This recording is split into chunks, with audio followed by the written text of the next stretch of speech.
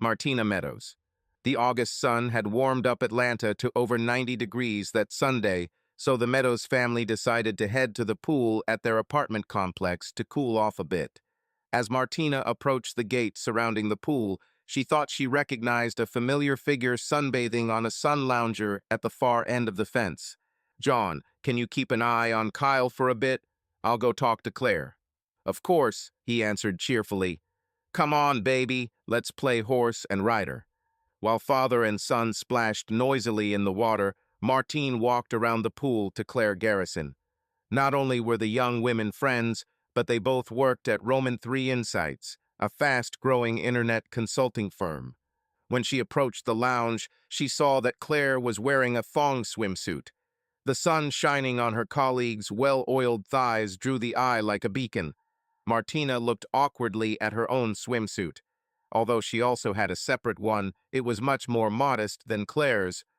"As usual," she thought sarcastically.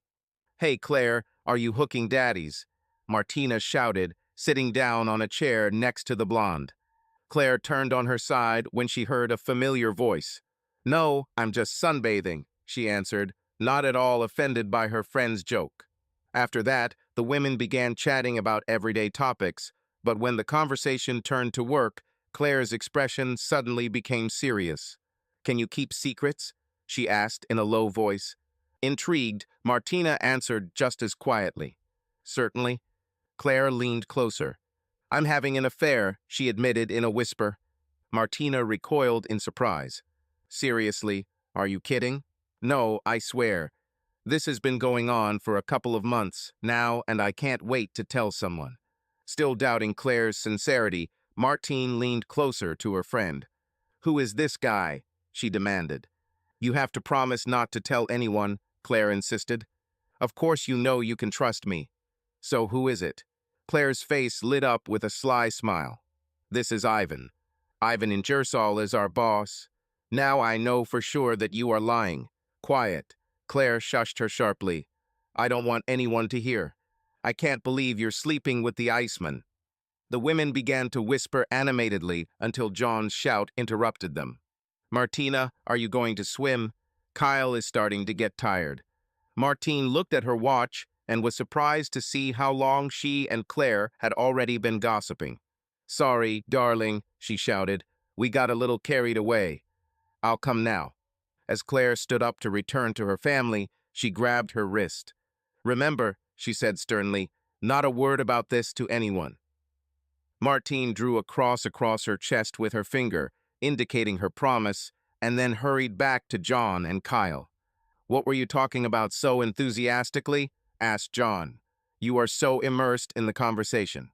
"Nothing important," Martina waved it off. "Just ordinary office conversations." Later, after the three of them had showered to remove the chlorine from the pool, Martine began preparing an early dinner. Luckily, there were leftovers for dinner because her mind clearly wasn't focused on cooking. "I can't believe Claire is having an affair at work. And with Ivan, of all people, the Iceman, who would have thought?" As she heated up the food, she couldn't help but think about her boss. Ivan Ingersoll burst onto the scene as an internet prodigy. Known for his sarcastic jokes as much as his industry insights, he quickly earned a reputation as the bad boy of the tech world. His insightful article on the rise of internet influencers caught the attention of digital players, and he quickly capitalized on his sudden fame by launching a highly successful consulting business, Roman 3 Insights. Despite his reputation for being cold and demanding, he quickly assembled a team of bright young minds who helped him secure contracts with major industry players. But after a year in his team, Martina found it hard to believe that Ivan Ingersoll was having an affair in the office. Of course, there were many young and attractive women in his company, but until now, Martina had not heard any rumors about it, at least until today. She knew that Ivan was married and believed that he was faithful to his wife Nadia. But thinking about it now, Martina realized that she didn't have a clear idea of what Nadia Ingersoll looked like. She had seen this woman only briefly at some corporate dinner, and then it seemed to her that the wife looked older than her husband. But the truth is that that evening Martina gave all her attention to Ivan. After all, her boss was tall and slender, with black hair and a thin mustache that made him look both sophisticated and cunning. With his industry bad boy reputation and icy office demeanor, he was both a mysterious and magnetic figure. Now, based on what Claire had just told her, it appeared that there was more fire beneath that cold surface than Martine had imagined.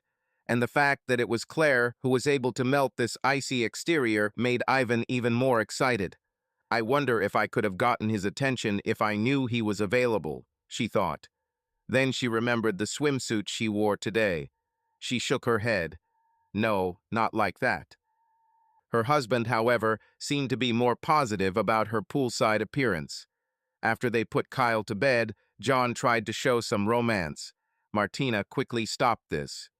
I have to get up early for work tomorrow, she explained. Maybe later in the week. Despite his disappointment, Martina's husband quickly fell asleep. It was much more difficult for her. Why did Ivan choose Claire? She asked herself. But the answer seemed obvious. It's because of her big breasts that she always puts on display, Martine thought disdainfully, again wishing she had more than a B-cup. Isn't that what every man wants? Why should Ivan Ingersoll be any different? With this sad thought, the young woman finally fell asleep. The next morning, while John was getting Kyle ready for school, Martine stood in front of the mirror and studied herself. I may not have big breasts, but I have many other advantages. For example, she was taller than Claire, and her long legs were definitely slimmer. Moreover, they smoothly turned into rounded hips, which always attracted male attention. I'm not ugly, she thought defiantly. As she put on her clothes, she glanced at the practical shoes she was about to wear and thought about it. They're not doing my legs or ass any favors, she decided. Returning to the closet, she pulled out a pair of moderate heels. I can't go straight from Mary Jane's to stilettos or people will notice, but I can start moving in the right direction. Satisfied with the extra definition the heels gave to her calves, she turned to the makeup mirror. As she was about to pull her hair into the businesslike bun she usually wore, she stopped. I don't want to look businesslike, I want to look sexy. She quickly combed her dark brown locks and let them fall over her shoulders like dark chocolate. I can go back to my old maid's hair when I'm 80. Looking at herself from this new perspective, Martina began to think about other changes she could make. But, assessing herself in the mirror, she decided not to rush. That's enough for the first day, I don't want to overdo it. It never occurred to her to think about what the next steps might be or to ask herself where they might lead. As she went into the kitchen to get a cup of coffee, John noticed a change in her appearance. Hey, you let your hair down, honey. It suits you. She thanked him for the compliment, pleased that her changes were noticeable. But the fact that her husband noticed her new image caused her internal anxiety. She chided herself. See, you gotta take it slow, girl. You can't make too many changes at once, or John will start asking awkward questions. Over the next few weeks, Martina continued her transformation in slow, subtle steps.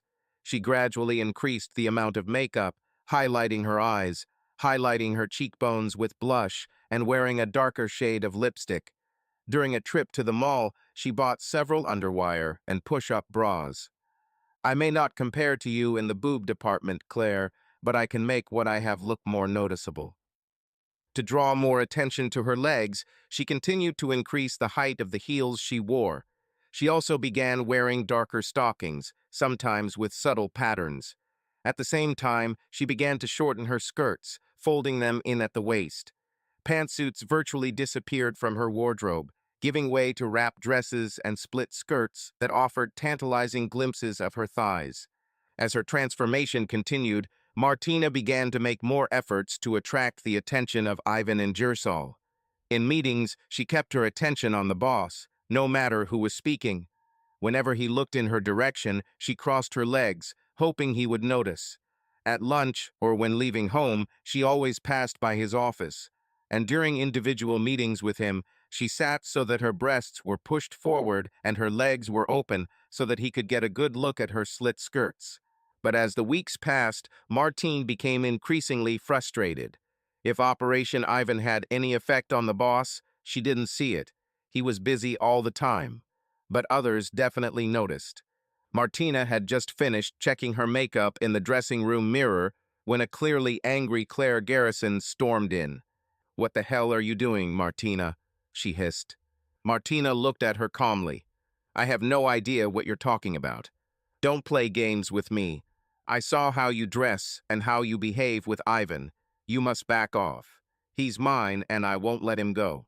Martina looked at the angry woman indifferently. "Then you have nothing to worry about, so get out of my way." For a moment, it looked like Claire might physically attack her, but the sound of approaching footsteps outside the lady's room door stopped her.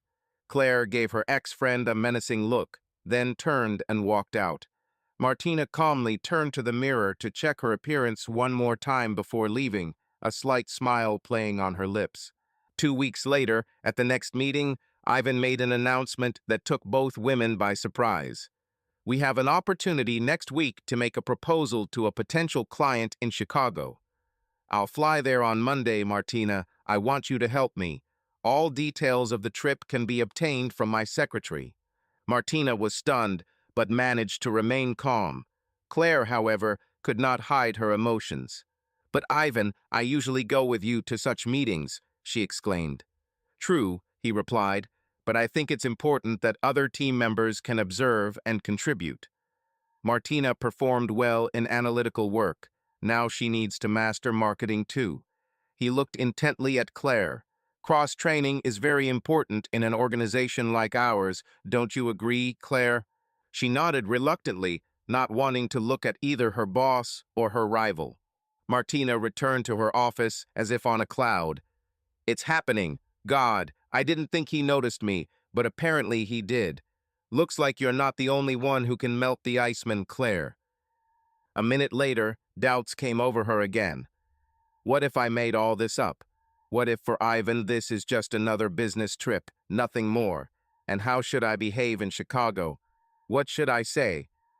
All weekend, excitement and anxiety fought in her soul until even John noticed. When he asked about this, Martina honestly admitted that she was nervous about the upcoming trip, but did not say anything unnecessary. "This will be my first time alone with him, and I don't know how to behave." "You can do it, darling," John tried to support her. "You are smart and quick-witted. You know your business. I have confidence in you. And remember, Ivan would not have invited you if he was not confident in your abilities. Just follow your instincts and everything will be fine." After hugging him for his comforting words, she went into the bedroom to start packing her things. Looking through her things, she made a decision.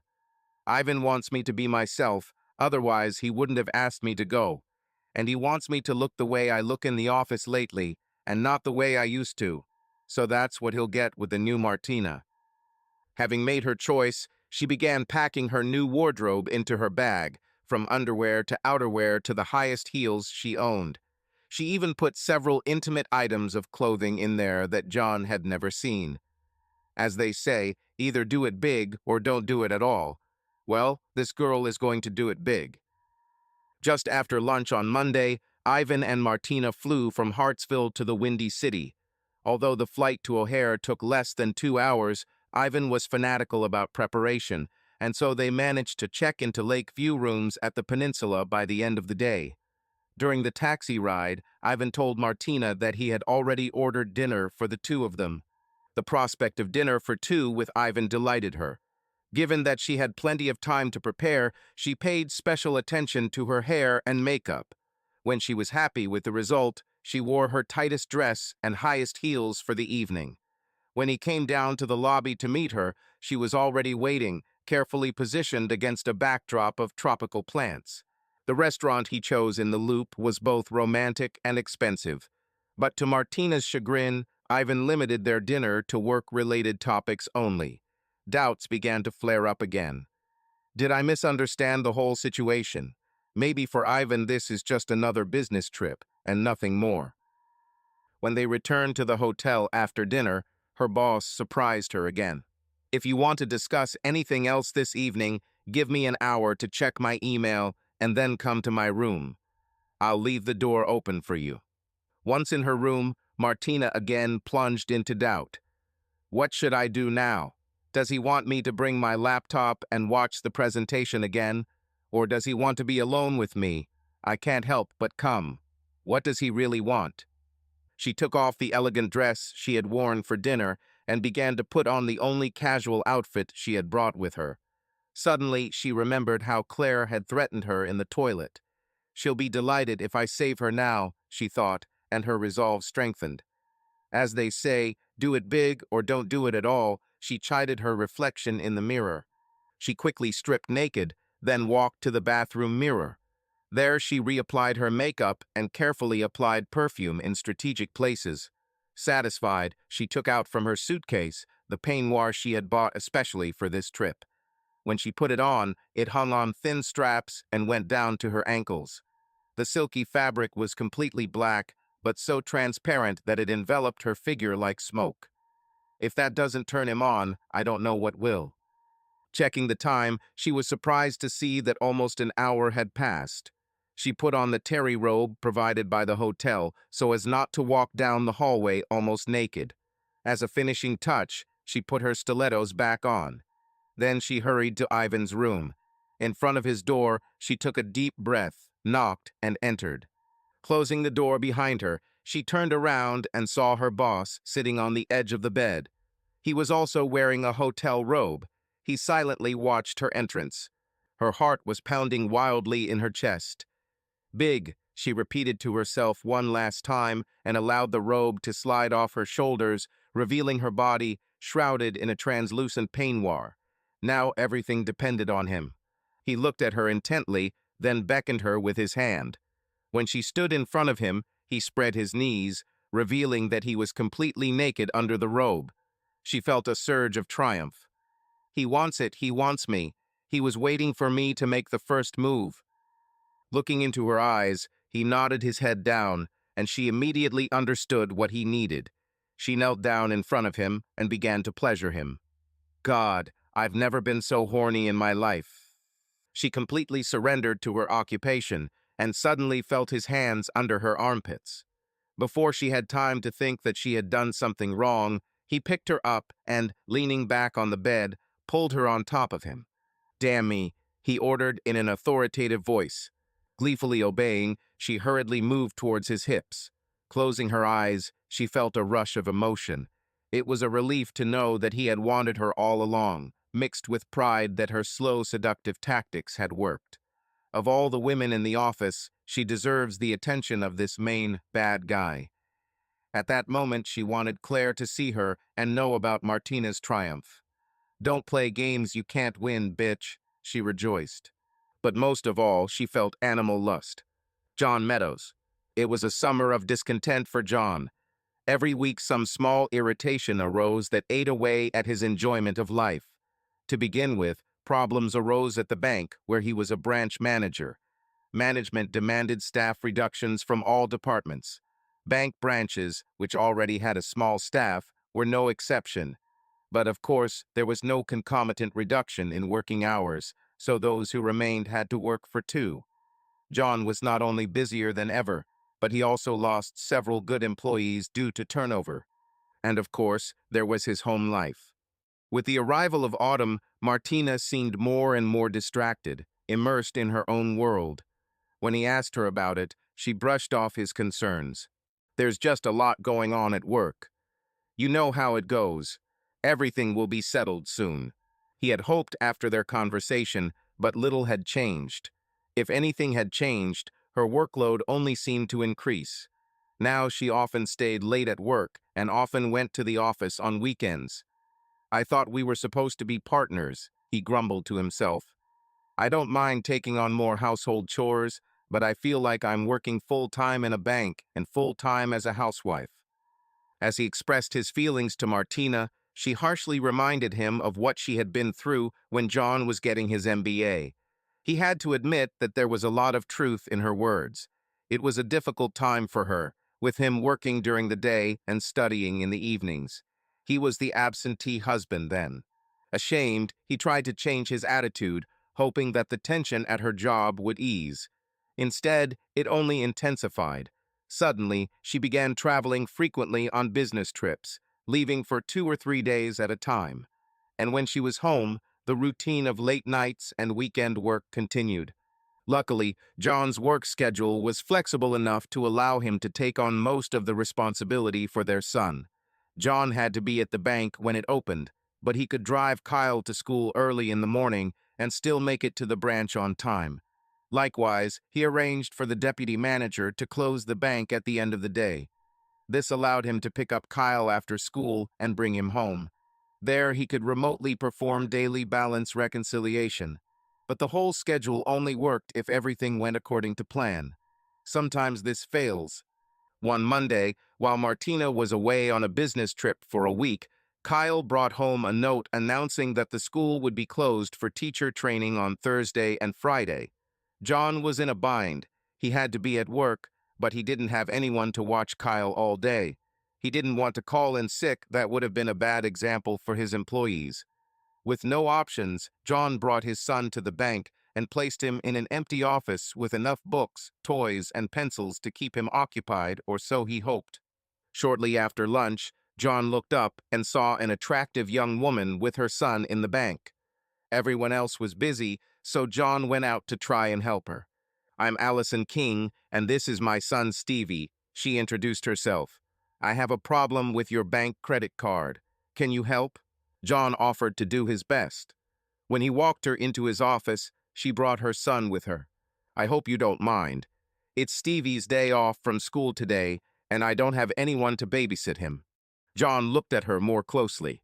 "Does your son study at West Park Elementary School?" he asked. When she nodded, he explained, "I thought you looked familiar. My son Kyle studies there too." He pointed to the window overlooking the adjacent office where Kyle could be seen playing. "I'm in the same position as you," he laughed. "Looks like we're both single parents," she replied.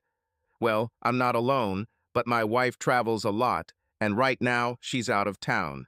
So you could say I'm next to a single parent." Then a thought struck him. "Look, it might take a little time to sort out your credit card problem. Do you think Stevie would be interested in playing with Kyle?" She immediately agreed, and they both took Stevie into the next office. "Hey, Kyle," John asked, "do you want to play with the new?"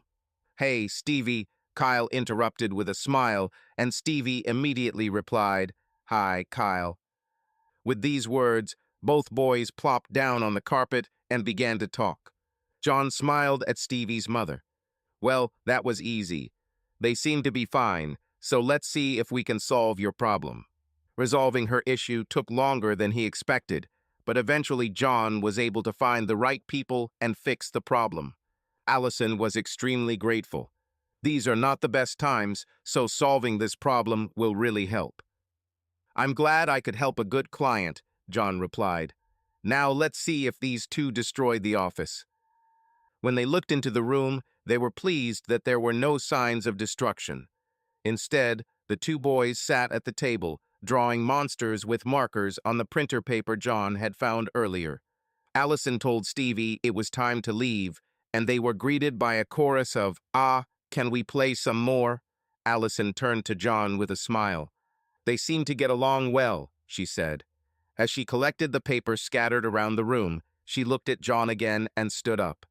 "Listen, you will have to face the same problem again tomorrow, and I don't work on Fridays. Maybe Kyle will come to our townhouse to play. I could look after both of them, and from the looks of it, they would really like to spend more time together." John looked at the boys and then at Allison. He didn't know her that well, but she seemed like a caring mother. "And I'm in a desperate situation," he admitted to himself. "Are you sure this won't cause you any inconvenience?" he asked politely. She smiled at him. "Let's ask the boys." She turned to the children. "Stevie, Kyle, would you like to meet at Stevie's house tomorrow to play?" The shouts of joy that followed her question decided the matter. The next day, John kept a close eye on his smartphone. He asked Allison to contact him immediately if she had any problems with the boys. Although he felt positive feelings towards her, he couldn't stop imagining all kinds of crises that could arise. So when he heard the beep of an incoming text message, John nearly jumped out of his skin. But looking at the phone, he saw that the message was from Martina, who said that she would not return home until Saturday. Damn, he cursed. Again?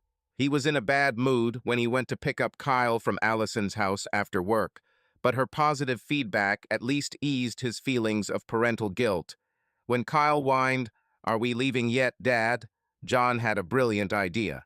Turning to Allison, he said, "Look, I just found out that Martina isn't coming back until tomorrow, so Kyle and I are single again tonight. Would you and Stevie want to have dinner with us?" He deliberately made the proposal loud enough to make Stevie and Kyle beg, preventing Allison from objecting. "I have a better idea," she suggested. "Instead of choosing a place and going, why don't we just order pizza and have dinner here?" This option was also met with enthusiasm from the children, and John readily agreed. After they ate pizza and the boys went to Stevie's room to play, John sat down in the living room with Allison to relax. "It looks like your wife has a very busy travel schedule," she noted. "Yes, you can say that," he sighed. And suddenly he began to share all the disappointments that had accumulated in him over the past few months. When he realized that he had said too much, he stopped. "Sorry, Allison, I didn't want to bore you with my tale of misfortune." "What's your story?" Now it was Allison's turn to look awkward. "As you know, I am a single mother who is trying my best to cope with difficulties. But what I don't usually tell people is that a few years ago, I escaped an abusive marriage and moved here to start a new life." "I'm sorry," John said sympathetically. "It seems like it was pretty hard." "To be honest, it was my fault," she said, which surprised him. "It all happened so slowly that I didn't realize how bad it was until the night he gave me two black eyes in front of Stevie for the first time. I knew I had to protect my son and called the police. It was terrible. My ex grabbed a gun and shot one of them. I was so afraid for Stevie. In general, my ex was sent to prison, and he is there for a long time." Seeing the worry on John's face, she quickly added, "But the good news is that he's completely out of my life. We moved here, and now Stevie and I don't have to worry about him." The conversation turned to more mundane topics, and when Allison mentioned something about school, John quickly checked the time. "It's almost time to put Kyle to bed, and probably Stevie too. It's time for us." "Of course," she said, standing up with him. She then reached out to touch his arm. "Listen, John, if you ever need help with Kyle again, let me know. He and Stevie seem to get along well. If one day you have a problem at work when your wife is not around, I can pick him up and look after him until you are free." He looked at her gratefully. "Thank you, Allison. I'll definitely take this into account." He smiled. "And if you have any more problems with credit cards or anything else, let me know." John's life continued fairly normally until 2 weeks later. Suddenly, the slow drip of dysfunction in his life became a torrent. The first sign of the chaos that followed was the appearance of an unexpected guest in his office, Claire Garrison. "Hi, Claire," John said, welcoming her into his office. "What brings you here?" She frowned. "I want to know what you are going to do with your wife." He looked at her in confusion. "With Martina? I don't understand what you mean. Can you really be that blind?" She blurted out, her voice dripping with venom and sarcasm. "She has an affair with Ivan." Her statement stunned John. At that moment, all the questions about Martine's behavior that he had dismissed as self-doubt came back like a powerful blow to the head. His instinctive reaction was denial. "This is madness," he barked. "She doesn't have any affair." Even to him, it sounded unconvincing. He tried again. "How do you know this? What evidence do you have?" Claire rolled her eyes. "God, John, isn't it obvious? Have you noticed how she dresses for work? Split skirts, push-up bras, extra makeup? Do you really think she went into easy girl mode for you? She went into a frenzy. What do you think she actually does when she works at night and on weekends? I can promise you that there is not much work in the office right now. And what about all these trips she takes with him? Do you seriously think she isn't in his hotel room every night?" It seemed to him that every question she asked was a blow that went straight to the heart. Fierce and defensive, he tried to go on the offensive. "Why are you here, Claire? Why does this even concern you?" To his surprise, her face turned red and tears began to flow from her eyes. In a voice choked with emotion, she exclaimed, "Because Ivan was mine, and I want him back." Her passion shocked him, and the last thing he wanted was to have a fight with a jealous woman in front of his employees. Jumping up sharply, he told her, "If you have nothing more to say to me, I think it's time for you to leave." She was stunned. "Wait, what are you going to do with all this?" Her simple question hit him hard. "I really don't know," he answered in a muffled voice. Then, trying to pull himself together again, he said firmly, "Goodbye, Claire." She glared at him some more and then turned around and walked out of the bank. When she left, John leaned back in his chair, the weight of Claire's accusations overwhelming him. He was full of self-loathing. Why didn't I see this? All the signs were there all summer. Other senses competed for his attention. His outrage that Martina might cheat on him was matched by his despair at the thought of losing what he considered a happy marriage. Worry about how this would affect his son was offset by disappointment at what his own life would look like now. And above all this towered the question that Claire posed to him: what should I do now? His first instinct was to immediately confront Martine and demand the truth, but he quickly dismissed this thought. If she's cheating on me, she'll just deny everything. What then? Then another thought came to him. What if Claire is lying? What if this is all some kind of plan on her part against Martine? It's obvious that Claire is consumed with jealousy. If I accuse Martine of cheating, that might be exactly what Claire wants. Of course, Martine couldn't do something like that. Having an affair with the boss, what a cliché. She can't be that stupid. Trying to regain control of himself, he took several deep breaths. The only way to deal with this mess is to start by finding out the truth. Once I know the truth, I can figure out what to do next. He felt himself slipping back into a state of helplessness. But how can I do that? I barely have time to go to work and take care of Kayla. I couldn't spy on her even if I knew how, and I don't know the detectives. But now that he had recovered a little from the initial shock, he began to think a little more rationally. I may not know any good detectives, but I know someone who might. After graduating from university, John went to business school, and his university friend Max Harrison went to law school. His friend now ran his own law practice in a suburb of Atlanta. John called him, and when Max greeted him with a cheerful voice, John immediately made it clear that he was not calling on friendly business. He quickly explained the situation and outlined his immediate problem. I don't want to make rash decisions just based on the words of a jealous colleague, Max. I need proof. Therefore, I am looking for a reliable detective agency that can conduct a secret investigation about Martina and her boss, Ivan Ingersoll. Can you recommend someone? Max understood everything immediately. Yes, there are several people whom I trust. They do such things. Let me make a call. I hope one of them can contact you today. And John, I'm so sorry, mate. I hope this is a false alarm. Within an hour, John received a call from Lyman Mazarov, who introduced himself as the head of the Mazarov Inquiries Agency. He sent John the URL of his agency's website and then asked the potential client about his requirements. After John expressed his suspicions about what happened over the summer, Mazarov had a proposal. I understand that you hope for a quick solution to this issue. If so, perhaps we can avoid 24/7 surveillance. If you know your wife's schedule, we can focus on one or two situations that may offer the greatest opportunity for offense. If it passes muster in these cases, your fears may not be justified.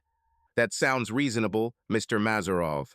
But the most likely possibility would be a meeting in Chicago. She leaves on Monday and will be away until Friday.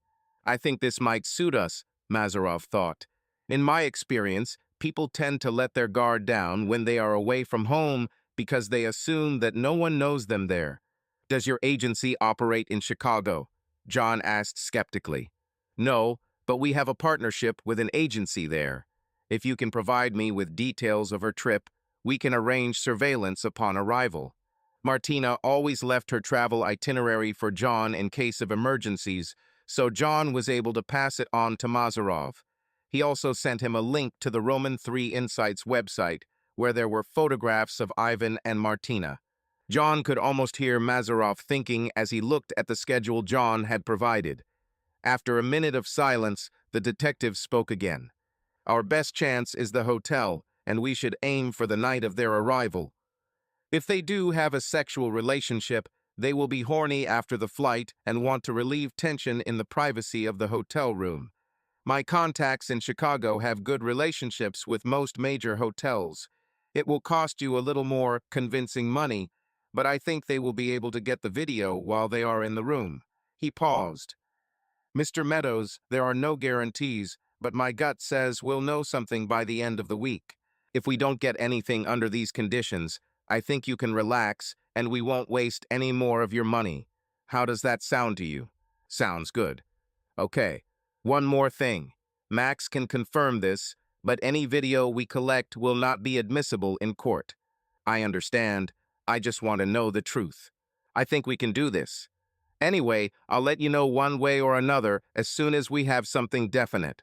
Feeling better that he had taken some positive steps, John now prepared for the evening, trying to act naturally around Martina. But when she texted him that she planned to stay late at work again, John was glad he wouldn't have to test his acting skills. And when she returned to the office on Saturday and Sunday, John focused all his attention on Kayla. The time he spent with his son was both bitter and sweet. "I really don't want Kyle to grow up in a broken home," he thought sadly as he played catch with him. As usual, Martina flew to O'Hare on Monday afternoon, so John saw her very little before she left. And it was for the best. His stomach could not stand the strain if he had to interact with her for a long time. On Thursday morning, John received the call he had been dreading from Mazarov. "Mr. Meadows, I'll be frank.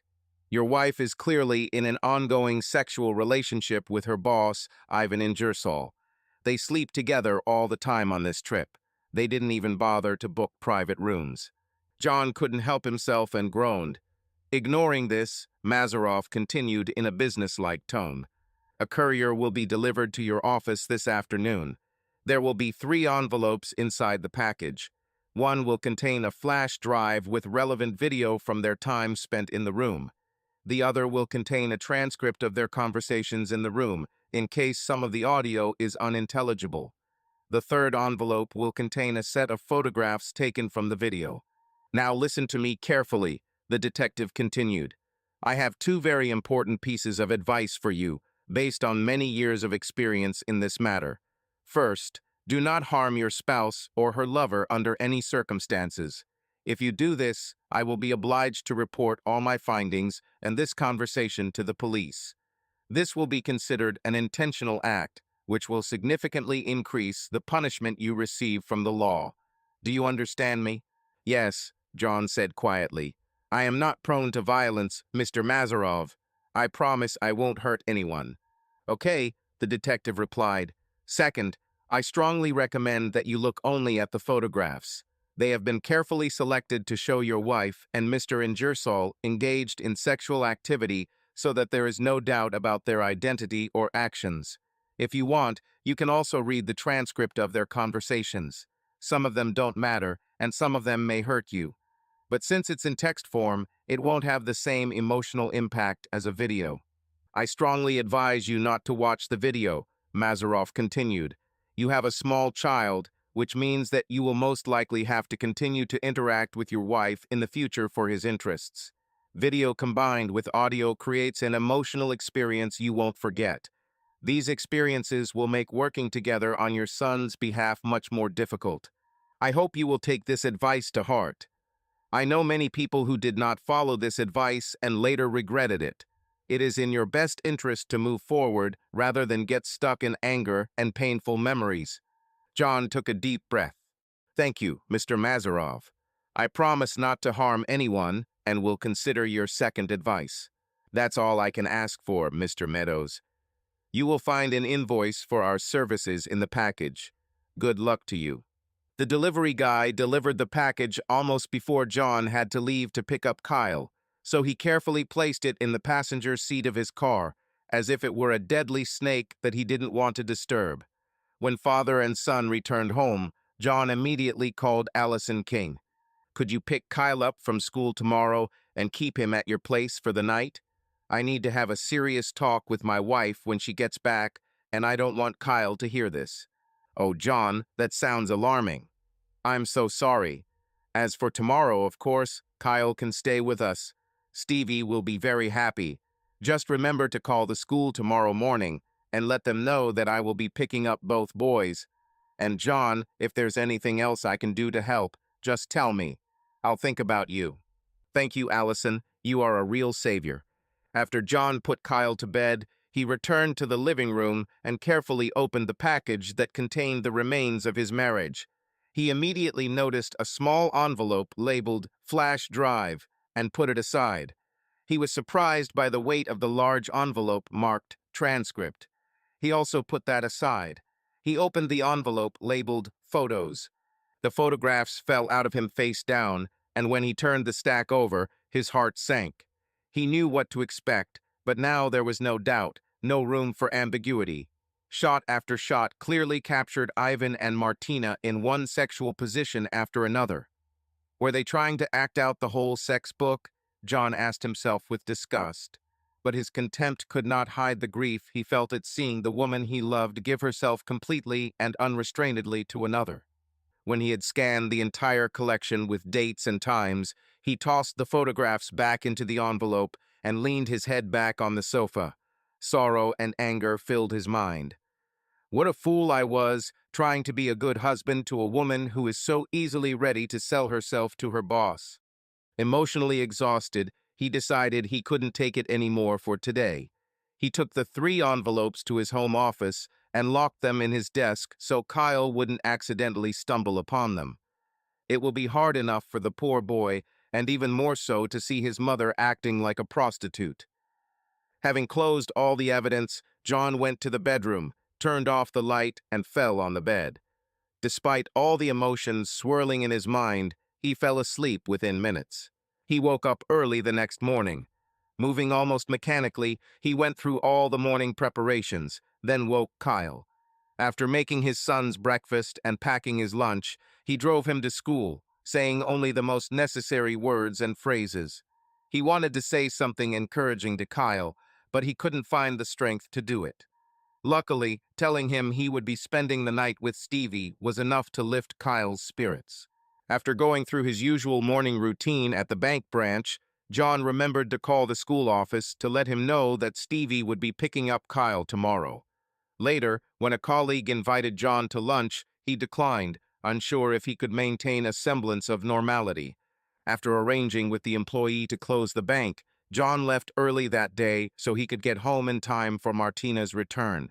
Arriving home, he changed into jeans and a casual shirt, took the envelope of photographs from his desk, and went into the living room, preparing for the upcoming confrontation. While he waited, he called Max Harrison, but his secretary said that the lawyer was in court and would not return until the end of the day.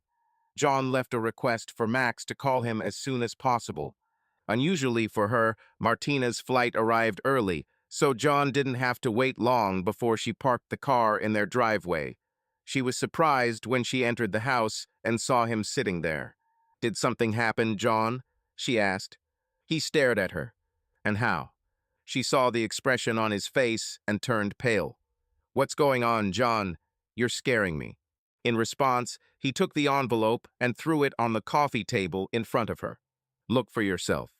When she opened the clasp, the photographs fell into her lap, and she gasped when she saw them. "How did you get it?" she screamed. "Were you following me?" "Damn it, Martina, is that all you can say? No guilt, no excuses, no apologies, nothing. Where are your sorry for having sex with your boss all these weeks? Where is, it's not what it seems, or it doesn't mean anything?" She looked at him in silence for a few moments, then sighed heavily. Walking over to her suitcase, she pulled out her own envelope and handed it to him. "I wasn't going to do this now, but apparently there's no point in waiting, right?" "What is this?" he asked, confused. "This is your copy of my divorce petition and proposed financial agreement." Now that you know everything, I will instruct my lawyer to file the papers with the court on Monday morning. You need to take this to your lawyer and discuss it, and let me know what you think. I believe you will find this proposal extremely fair. Are you divorcing me? John said stupidly. But you're the one who's cheating. It is what it is, John. Obviously, either party can divorce the other at any time and for any reason. Regardless of what your peeping Tom discovered, I'm the one leaving this marriage. And although I did not plan to discuss my reasons, it is obvious that feelings arose between Ivan and me. I'm sorry you found out this way, but it doesn't change the outcome. His greatest fear surfaced. If you think for even a second that you're going to take Kyle away from me. Stop it, John. I told you I'm trying to be as fair to you as possible. As Kyle's mother, I could easily have him full-time, but I'm not going to do that. If you read these papers, you will see that I am asking for joint custody. Okay? Without waiting for an answer, she stood up. I think it's better for me not to stay here today under such circumstances. With a grin on her lips, she gathered up the photos, stuffed them back into the envelope, and tossed it into John's lap. They didn't help you much, did they? I hope you didn't pay too much for them. With these words, she left the house with a suitcase, and a minute later John heard her car driving away. He sank helplessly onto the sofa, stunned by this turn of events. This is not what I expected, he thought. At this moment, his mobile phone suddenly rang. Picking it up, John saw that Max was calling him back. Hey, John, what happened? I saw that you left an urgent message for me to call. John quickly summarized what had just happened. By any chance, will you be in the office tomorrow? I know tomorrow is Saturday, but... Max laughed, interrupting him. Yes, I will be there tomorrow. You know what they say. A man who works for himself has the toughest boss. Why don't you come by at 10 o'clock and we'll figure out what to do? Still in a state of devastation from his encounter with Martina, John leaned back on the sofa. The thought of cooking dinner was too much for him, and the prospect of eating alone was even worse. On impulse, he called Allison. Hello, it ended much earlier than I expected. Maybe I can invite you three to dinner. Can Kyle still stay the night? She asked. Stevie is really looking forward to it, and so is Kyle. Yes, of course, it's not a problem if only you don't mind. Honestly, I just don't want to dine alone. Then come to us. I've prepared enough food so it won't be difficult. The prospect of a home-cooked meal, the opportunity to spend more time with Kyle and relax in a family environment was too tempting for John to pass up. If you're sure it won't cause any inconvenience, that'll be just fine. When should I arrive? He heard slyness flash in her voice. Come as soon as you can. These two little Indians have already turned everything upside down. Dinner went off without any awkwardness. Neither Kyle nor Stevie were surprised that Kyle's father had joined them, and John and Allison avoided talking about the unpleasant situation. After dinner, the boys went to Stevie's room to build a fort in which they planned to sleep. Although Allison refused, John insisted on helping put away the dishes. When the cleaning was finished, the adults sat down at the small kitchen table and sipped wine from the bottle John had brought. Do you want to tell me what's happening to you? Allison asked. John was hesitant, but he really wanted to share what happened with someone. He soon described the whole painful story, starting with Claire's unexpected visit to the bank. Allison listened calmly until John explained all the details of what happened. I just can't imagine how you feel right now. It seems to me that Martina has taken quite a beating on you over the past few months, and I understand why you wanted to be with Kyle tonight. The thought of losing Stevie would be absolutely terrifying to me. He gave her a martyr's look, and she hastened to continue. But the fact that she is willing to share custody of Kyle sounds reassuring. So even though divorce isn't what you wanted, maybe things will turn out better than you think. At least I hope so. Thank you, Allison. I hope things get better, but to be honest, I feel like I'm drowning. It's like a constant drip of problems that I stupidly ignored, and then suddenly a flood hits me. Now my life is in the water, and I'm just floundering helplessly. She reached out and squeezed his hand, and he forced himself to smile at her. Anyway, thanks for letting me come over tonight. He gestured to the house around them. Now this all seems like the only normal thing in my life. Suddenly his tone changed. I almost forgot. Would it be okay if Kyle stayed here until noon or so? I have an appointment with a lawyer tomorrow at 10 a.m. Of course, she replied. He can stay as long as necessary. She looked at him with approval. I must say, Kyle is a very well-mannered boy. You raised him well. He was pleased to finally hear something positive. The next morning, John met Max Hardison in the latter's office at 10 o'clock sharp, and the lawyer was ready to go. Give me a chance to review her petition and proposed financial statement while you go get a decent cup of coffee at your neighborhood coffee shop. What we cook here is simply terrible. When John returned with coffee, Max had already finished his review. His reaction took John by surprise. Do you want my advice? Asked Max. Sign this today and I will send it to Martina's lawyer as soon as possible. Is it true? Not a single point of contention, nothing for negotiations. Max shook his head. Honestly, this can be used as a model for those who want an amicable divorce. John shook his head in disbelief.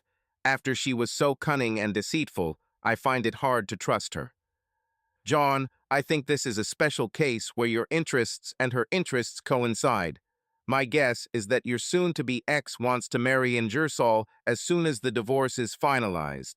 She doesn't want you to drag this out another day longer, so she tries her best to be fair. It's ironic that even though she filed for divorce, you're the one who has the upper hand because she's in such a hurry. I guess that's why she gives you everything you wanted.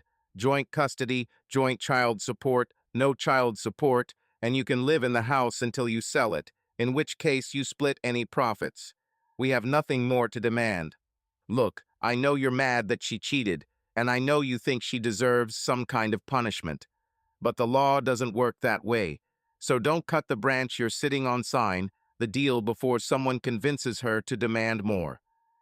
Wow, I never thought I would hear that from Hardison.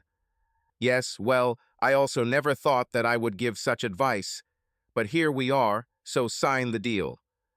John signed. He then declined his lawyer's offer to have lunch.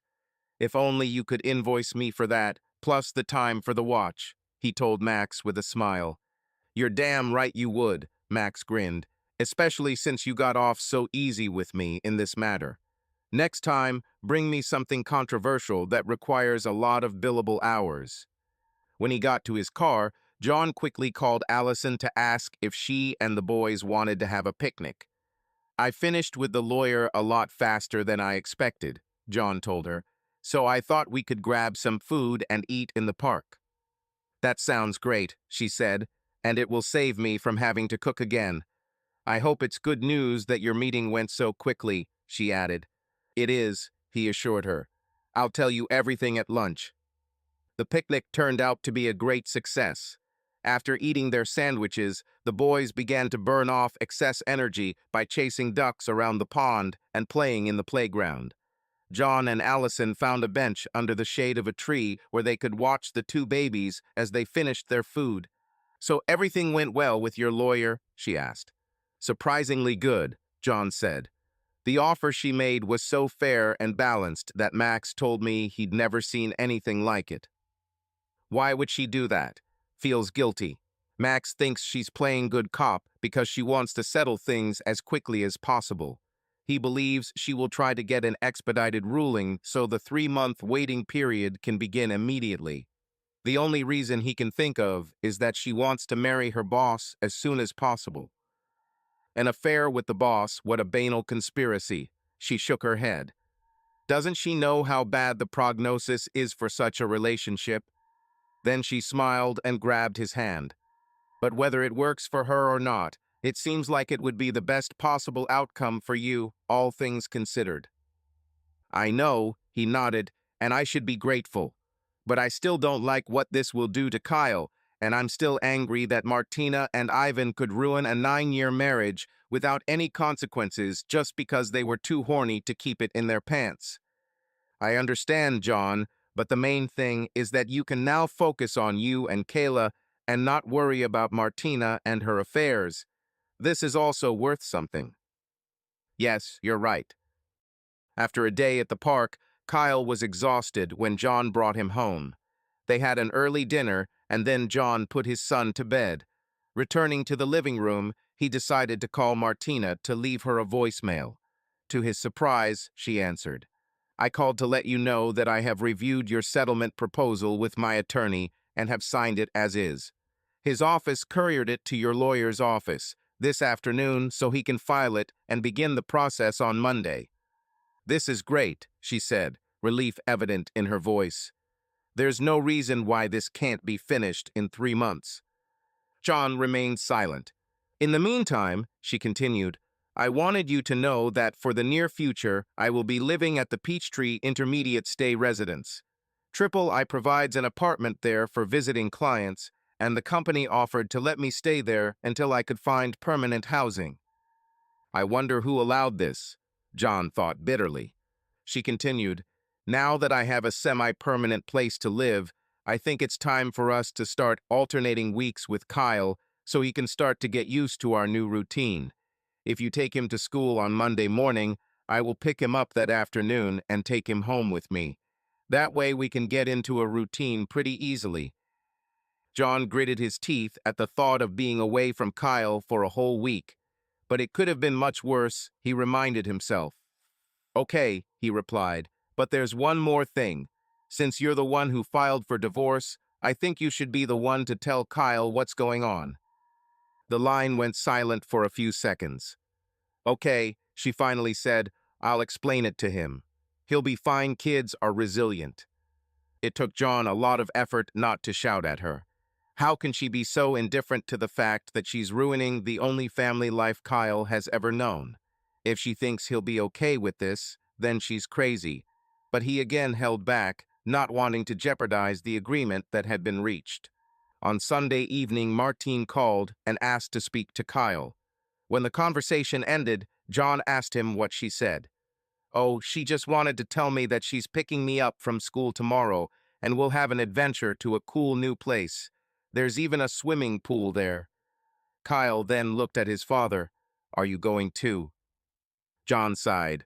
Damn bitch, she didn't tell him anything. No, buddy, I can't come. Okay, Kyle said, leaving his father to curse under his breath. When he dropped Kyle off at school on Monday, he made sure the boy had a change of clothes packed in his bag. As Kyle slowly walked towards the school entrance, John felt like he was losing his son forever. Later that day, at the time he usually picked up his son, his mood worsened further. To cheer himself up, he went to dinner at a restaurant that he had long wanted to try. The food was good, but John couldn't get rid of his dark thoughts. So this is what my new life will be like. He was just finishing his second beer when it suddenly dawned on him. All this time I was immersed in a showdown with Martina and trying to arrange Kyle's life. But now I have time to deal with Ivan Ingersoll. This scoundrel should not get away with it after destroying my marriage and my family. Now he felt a new sense of purpose. I have photos, videos, and transcripts that prove this bastard's treason. I'm sure his wife will want to know about this. The next day, he called the Ingersoll house and, hearing a woman's voice, introduced himself. Mrs. Ingersoll, I have important information to share with you. When can I come this week to discuss this? Are you selling something? She asked suspiciously. No, madam. Are you asking for a donation? No, madam. This is a personal matter information that I think it will be useful for you to know. I'd rather not discuss this over the phone. She sighed heavily. Okay, come see me tomorrow afternoon, but you better not try to sell me anything. No, madam, under no circumstances. See you tomorrow at 13 o'clock. The next day, when he drove up to the address she indicated, he saw a mansion surrounded by a high brick wall. To get inside, he had to wait until he was let in through the gate. The house itself was a large 2-story Georgian-style building with a brick and stone facade. When John rang the doorbell, the maid showed him inside and led him to the drawing room or salon. He could not say exactly what it was. Mrs. Ingersoll sat on the leather sofa, waiting for him. She was an elegant woman, and John realized that she had been a beauty in her time. She was probably 10 to 15 years older than her husband, he guessed. "Well, Mr. Meadows, I'm Nadia Ingersoll. Why are you here?" she asked sharply. "Mrs. Ingersoll, I'll get straight to the point. My wife works in your husband's consulting business. I regret to inform you that she and your husband have been involved in a romantic relationship for several months now." He picked up the package the private detective had sent him.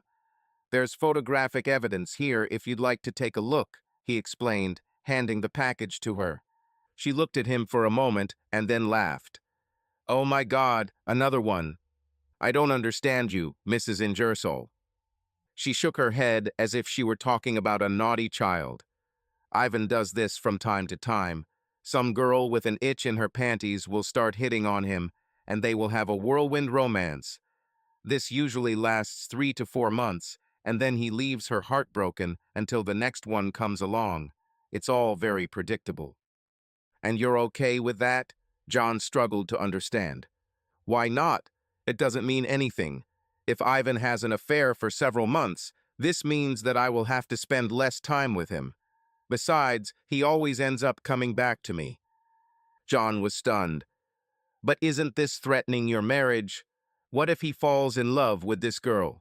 Now her face became serious. "There is something you need to know, young man. Ivan is a very smart man, and he made Triple I a ton of money. He may be the public face of the business, but I am the owner, the only owner.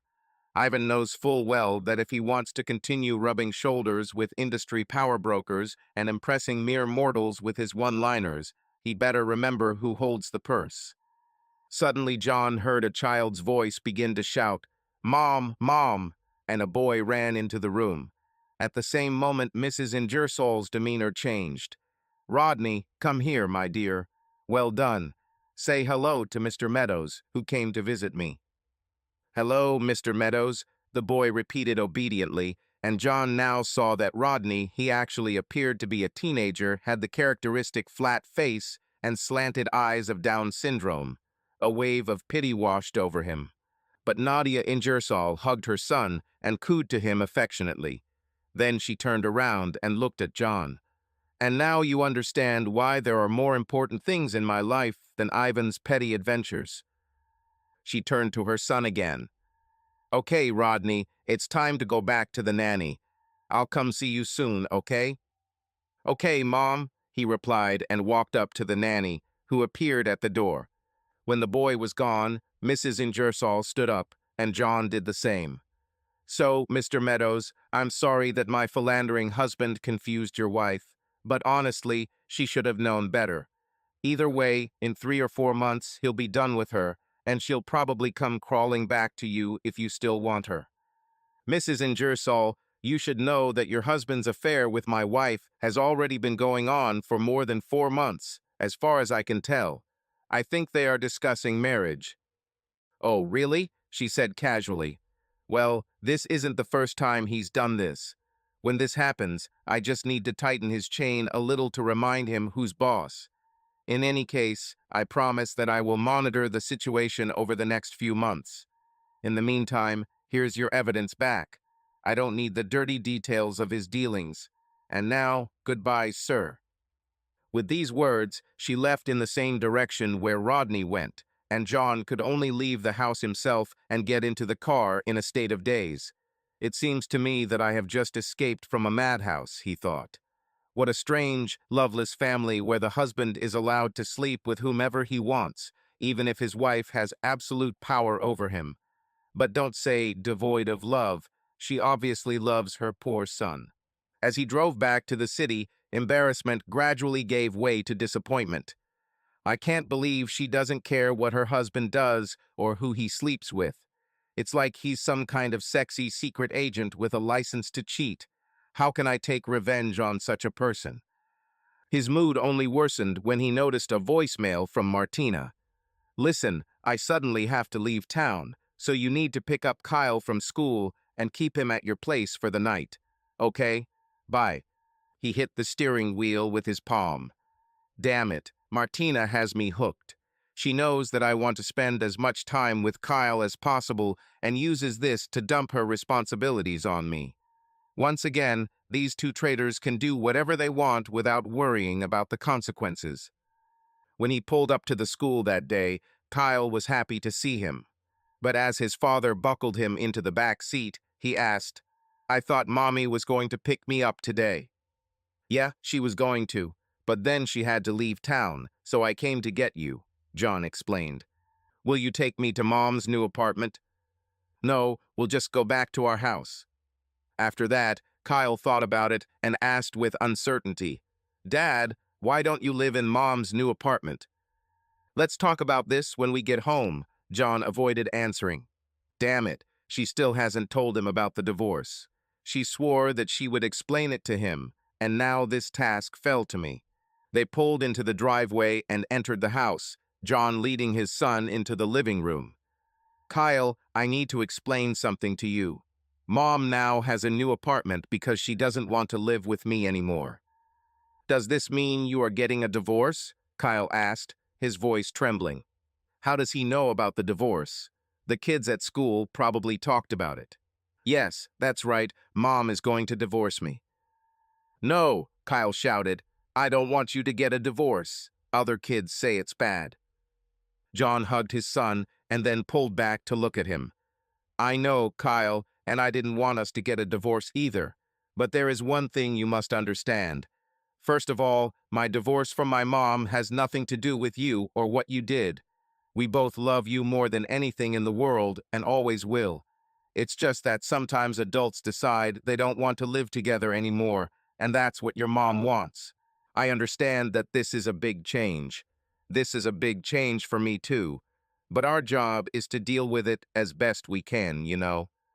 Kyle nodded doubtfully, and it was obvious that his tears were about to fall. Desperately, John tried to think of something that could divert the boy's attention to something positive. Then he had an idea. "Stay here, Kyle. I need to make a quick call." With that, he dialed Allison's number and prayed that she would be in touch. "Hi, this is John. I know this is unexpected, but would you and Stevie want to have dinner with us? Kyle is with me today and is a little depressed about his divorce, so I thought meeting you might cheer him up." When she said they were free, he asked her to come as soon as possible. After she agreed and hung up, John turned to Kyle. "Did you hear, buddy? Stevie and his mom are coming over for dinner." Kyle immediately cheered up, and John sighed with relief. The crisis was averted. Later, after they all ate the food they brought, the boys went to Kyle's room to play. Freed from the responsibility of keeping an eye on the children, John and Allison walked into the living room. "Looks like you had a whirlwind day," Allison noted. "What's happened? I thought Kyle would be with his mother this week." "Stormy, you can't even imagine half of it," John replied. And with these words, he told her about his disappointment after visiting Mrs. Ingersoll, about the unexpected voice message from Martina, and finally, about Kyle's almost tears when he learned about his parents' divorce. "Honestly, you and Stevie just saved us. Not only did you lift Kyle's spirits, you lifted my spirits as well. I'm still upset about Martina and Ivan, but at least I haven't thought about them since you came." She smiled, but then her eyes narrowed. "So what's the problem? Do you still have feelings for Martina? Is that what's bothering you?" His response was immediate. "No, absolutely not. After finding out how she lied, cheated, and used me, there is no question of any love for her." Then he dropped. "But what really bothers me is that he and Ivan can do all this without any regard for me or Kyle. It's just unfair." She came and sat down next to him.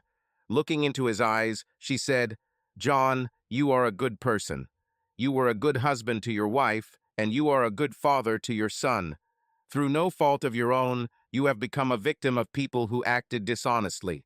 But the way to respond is not to wallow in victimhood, but to move forward and do the best you can under the circumstances. That's what I tried to do with my ex, and I think that's the path you should take too." He looked at her silently, then nodded. "I know you're right, Allison. I admire you for the way you deal with difficulties, and I, too, want to be as strong and determined, but I can't help but hope for some kind of balance, some kind of payback, so that the bad guys don't win, you know? I understand. Just don't let it stop you from enjoying the happiness that your good behavior can create. He smiled. Suddenly, he raised his head and looked around. Hey, I just realized. I can't hear the boys. We better go check out what they're doing. The adults walked down the hallway, and when they looked into Kyle's room, they saw two kids fast asleep in a pillow fort. I better wake up Stevie, Allison said. Tomorrow is a school day, and he'll be up late by the time I get him home.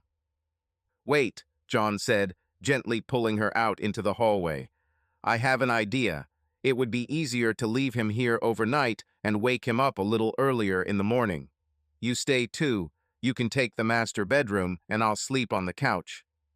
She chuckled. Are you trying to take advantage of me, John Meadows? He raised his hands in a gesture of innocence. No way. Hey, you're the one who said I'm a good and decent person. Besides, I'm still a married man for at least a couple more months. But seriously, this is the simplest solution. She finally agreed, and all four of them ended up getting a good night's sleep. As for John, it almost felt like his family was under one roof again. And Allison fell asleep smiling, smelling his cologne on his pillow. The next couple of months were a roller coaster for John. Having Kyle 1 week and being single the next created a bipolar life. During the weeks that Kyle was with him, John lived in fear of any changes that might disrupt his daily routine. A runny nose, a parent-teacher conference, some extracurricular activity, all of this could completely disrupt John's carefully planned schedule. In some ways, the free weeks seemed even more insidious. Martina's job seemed to change on a whim, and she fully expected John to pick up when Kyle's school schedule became inconvenient. The only thing that made John's life acceptable was Allison. She seemed always available and always willing to help, whether it was picking up Kyle from school, organizing a last-minute sleepover, or simply making dinner for an exhausted father and his hungry son. John was not at all surprised when he heard one of the teachers after school call Allison Kyle's second mom. Two things kept John from developing a deeper relationship with Allison. First, he felt awkward starting dating while he was still technically married. It's no surprise that he marked the date of the final divorce on his calendar. Now there were only a few days left. Another factor that held him back was his disappointment with Martina and Ivan. Every time he tried to restore justice, his efforts ended in failure. I spent a lot of money on a detective to gather evidence of Martina's infidelity, and when I presented it to her, she trumped it with her divorce papers. No remorse, no apology, just, I'm leaving. My attempt to warn Ivan's wife was no less unsuccessful. Not only was Nadia aware of her husband's affairs, she didn't even care. Her life revolves around taking care of poor Rodney. From her point of view, Ivan can do whatever he wants. So basically, all my efforts came to nothing while my ex and her lover continued to enjoy their lives. During one of his single weeks, John was working in his home office when he noticed packages that Lyman Mazarov had sent him. Until now, he had followed the private investigator's advice not to watch the video. Seeing them enjoying life doesn't make me feel better. But now John decided to pull out the transcript and look at it. Maybe there's something in there I can use. He spent the last evening of his marriage to Martina reading a dry transcript of her time in bed with Ivan. The text was a slow, uncomfortable read, and the deeper he delved into it, the more pessimistic he became about finding anything useful. He had almost reached the end when one of the lovers' conversations after sex attracted his attention. He reread the text again, slowly, trying to think through all the consequences, and in the process, he began to feel a growing sense of delight. I think this might be what I've been looking for. When he finished, he spent some time thinking about how best to use what he had learned. By making a copy of the relevant pages and highlighting the section he thought would have the greatest impact, he felt more confident. For the first time in a long time, he went to bed in an optimistic mood. The next day, everything started to fall apart. While doing his morning checklist at work, John heard his smartphone beep for an incoming text. He didn't recognize the number, but still opened the message. It turned out to be completely unexpected and contained only one line. The chain is tight. Hard. Please. Not knowing what this meant, he was about to call Nadia to find out, but then his boss called him on a question. By the time John satisfied his boss's demands and completed all the extra work, it was well past noon. He hurried across the street to Subway for a quick bite. Usually the lunch crowd had already left, and he was the only customer in the place. As he sat eating his sandwich at the yellow table, Claire Garrison walked in and sat down opposite him. John braced himself for another tirade, but it was another woman who was now sitting in front of him. Instead of an angry look, a sly grin appeared on her face. "Your people told me I could find you here." How can I help you, Claire?" he asked carefully. She leaned back on the bench and crossed her arms, regarding him with new respect. Well, it seems I underestimated you. You are like the wheels of justice." Seeing his confusion, she continued, "You know, they spin slowly, but they grind extremely finely." "Claire, I don't know what you're talking about." "Don't act naive, John Meadows. You finally got even with Martina. She was fired today. It was obvious that she was enjoying the message. As I heard, Ivan called her into his office, said that her work was not up to the level, and gave her a kick in the ass. She left the building carrying only a box of personal belongings." John looked at her in amazement. "Ivan did this? But I thought they were going to get married." Claire was overjoyed. "And she thought so, but obviously that won't happen. In fact, Ivan's secretary told me that Martina must vacate the Triple I long-term apartment by the end of the week." She nodded approvingly at him. "I don't know how, but you certainly gave your ex a great time. She's without a job, out of Ivan's life, and without a place to live all this at one moment." She then smiled a predatory smile. "What else? Once the other consultants in Atlanta find out she was fired for poor performance, she'll probably have to leave town to find a new job." Claire stood up and nodded again. "Like I said, when you finally get going, you keep grinding until there's almost nothing left. I'm definitely impressed." Then she left. Back at the bank, John was still enjoying the news an hour later when he received a call from Martina. Without waiting for a hello, she began to talk in a crying voice about how cruelly Ivan had treated her. He quickly interrupted her. "I know all about it, Martina. Claire came in early to tell me all the dirty details." Instantly, Martina's mood and tone changed. "That bitch!" she screamed so loudly that John pulled the phone away from his ear. "I bet she was gloating, and you probably were too." John remained silent. He heard her take a deep breath, trying to pull herself together. "It doesn't matter. You can't kick me harder than I kick myself." She sighed. "But it is what it is, and now I need to find a new job. In fact, I have already arranged an interview with one company that is interested. The only bad thing is that it's in Seattle. I plan to fly there next week to talk to them. But until I find something," she continued, "you and I will have to renegotiate our financial agreement. My severance package from Triple I won't last long, so I'll need the money. And if I have to move, there will be additional costs for moving, accommodation, and so on. In fact, I may need child support for quite some time until I can support myself again." He couldn't help but smile. "I must disappoint you, Martina, but there will be no revision. If you look at the calendar, you will see that our divorce was finalized yesterday. From now on, you go your way and I go mine." "Damn, I completely forgot about that," she cursed. She was silent for some time, clearly trying to cope with the new information. Finally, she tried to change the subject. "Be that as it may, I need somewhere to live for a while because Ivan kicked me out of the apartment. So I'm going to go back to our house until I get settled." "Let me save you the trouble, Martina. According to our agreement, you no longer live here. The house is mine until I decide to sell it, and I don't have to share it with you. And do yourself a favor. Don't try to get in while I'm gone. I've changed all the locks." "But what should I do? Where should I live?" This, Martina, is no longer my problem. He heard her muttering something under her breath and thought she was about to explode. Instead, she changed the subject again. We still need to talk about Kyle. We agreed on joint custody. I'm glad you finally remembered your son, he said sarcastically, but you don't have to worry about him. Kyle is used to changes in his life. He is doing well in school, has made new friends, and lives in a stable environment. And considering that you are essentially homeless and planning to move to another city, I would say that joint custody is no longer an option. Maybe later, when you move, we can talk about him visiting you. I'll be happy to discuss it. Then his voice became threatening. But don't even think about asking for full custody. Throughout our separation and divorce, Kyle spent much more time with me.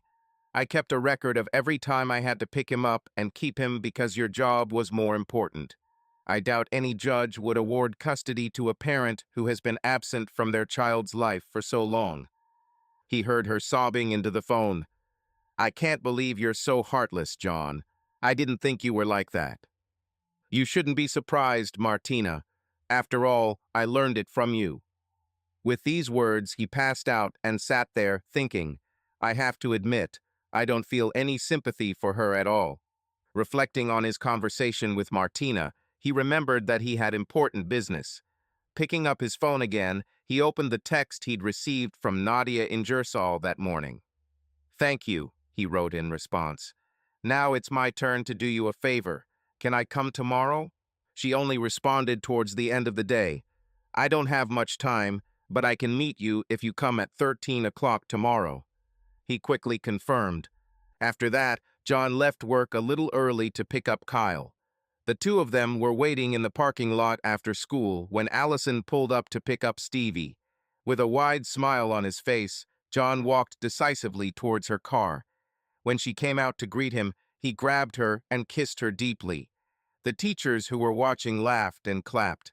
Stevie and Kyle also watched this and were shocked by what they saw. Daddy kissed Mommy, Kyle explained to his friend. This brought smiles to both John and Allison. The latter turned to him again. Not that I mind, but what has gotten into you? John smiled. First of all, from today I am officially a free man. Secondly, I think my schizophrenic life is about to get a lot easier. I'll tell you the details later, but how about we all go out to dinner and celebrate? This proposal caused even more joy and smiles, although the boys did not quite understand what exactly they were celebrating. Returning home from dinner at the family restaurant, John told Allison about the day's events while the boys played. The biggest news is that Martina will probably move to the West Coast and leave Kyle here with me. I'm not saying everything will be smooth sailing from now on, but most of the chaos in my life will go away. He took her hand, and I hope that you and Stevie will allow me to spend a lot of my new chaos-free time with you. First, I would like you to spend the night here again. He lowered his voice so only Allison could hear. Only this time I don't want to sleep on the couch. She took his face in her hands and kissed him.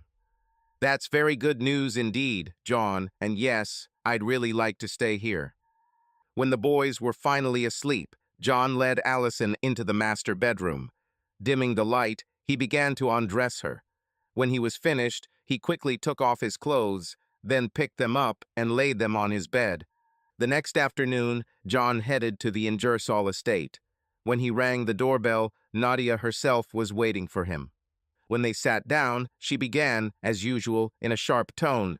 I did not expect to see you again, Mr. Meadows. I kept my promise, as you undoubtedly know. So why did you come today? Mrs. Ingersoll, it was obvious to me last time I came that you love your son very much. Of course I do. Rodney means everything to me. Is it true that he has Down syndrome? Yes, she replied defensively, but that in no way affects my feelings for him.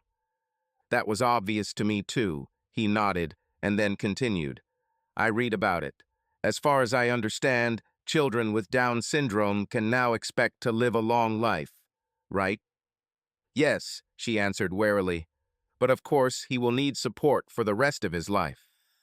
That's true, and if you're wondering, I've made sure he gets that support."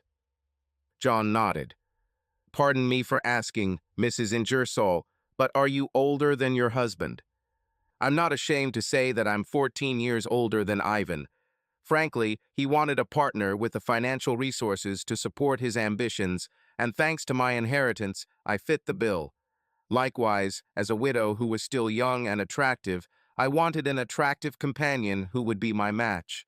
It was a marriage of convenience, but it suited both of us. Statistically, of course," John continued, "it's likely that you will die before your husband." "I know actuarial calculations, Mr. Meadows. So what? And the possibility of a fatal illness or accident cannot be ruled out. I am well aware that I am not immortal, Mr. Meadows. What are you getting at?" "I'm just saying that at some point in the future, it is likely that Ivan will take full responsibility for Rodney's care." "Yes," she admitted after a short pause. John took a piece of paper from his inner jacket pocket. "Mrs. Ingersoll, you said that you had no need to examine the evidence I had collected about your husband's affair with my wife. But I think it's very important that you read this. This is a page from the transcript of their time together. The section I highlighted is about Rodney." With caution, she took the piece of paper from his hands and began to read. "Martina Meadows. When we get married, I will think about asking for full custody of Kyle. Do you mind? Ivan Ingersoll.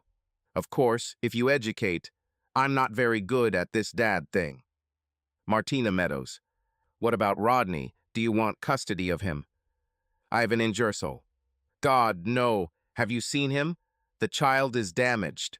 Nadia adores him, but if it were all up to me, I would send him to a boarding school in no time." Nadia gasped in shock. "You can see why I had to share this with you, Mrs. Ingersoll. I saw how much you loved your son and felt that you should know what the future might hold for him when you are no longer around to protect him." Apparently shocked, the woman took a minute to pull herself together. When she finally succeeded, she stood up. John followed suit. Holding the transcript in one hand, she extended the other to shake his hand. "Mr. Meadows, you really did me a great favor. Please leave my house so I can think about how best to handle this situation." "All the best, Mrs. Ingersoll, and good luck to you and Rodney," John replied before turning and walking away. As he drove back to work, he kept thinking, "I don't know what's on this woman's mind, but I wouldn't want to be in Ivan Ingersoll's shoes." The answer to his question came 3 weeks later, and for the third time, the source was none other than Claire Garrison. This time she called John and started talking before he could say hello. "Remind me never to cross your path, John. When you take revenge, you create a real nuclear explosion." "What is it this time, Claire?" "I guess you already know that the real owner of Triple I is Nadia Ingersoll." "I know," he admitted cautiously.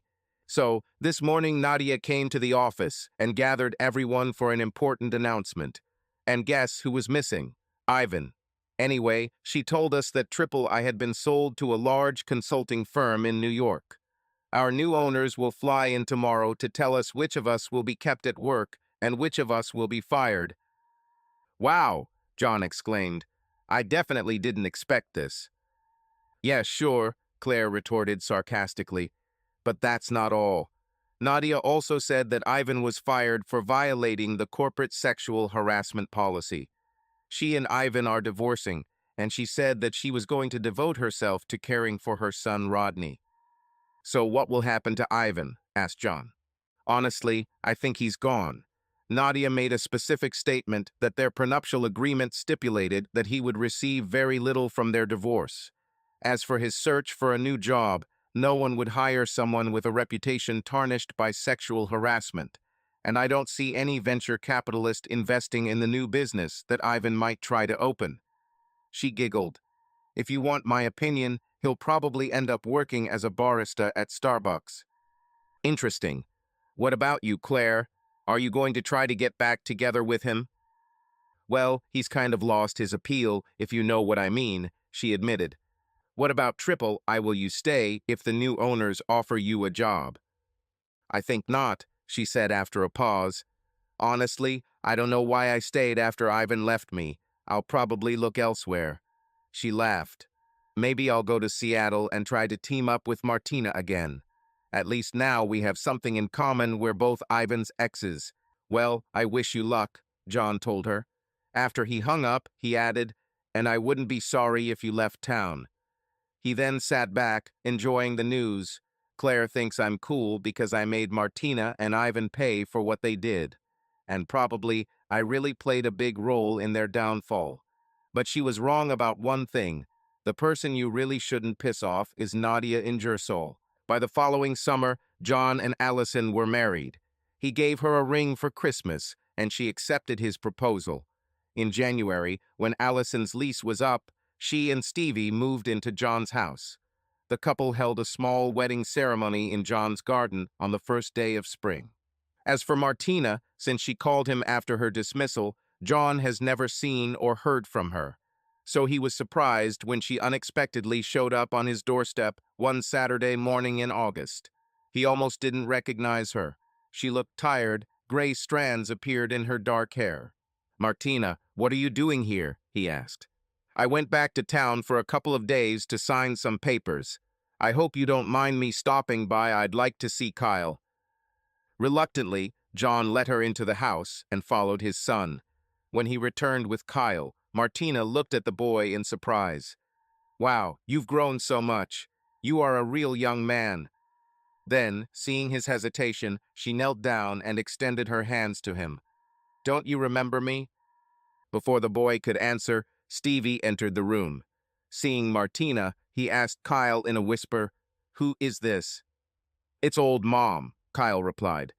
Her words struck Martina to the core. Rising quickly, she turned away from her son to hide her tears.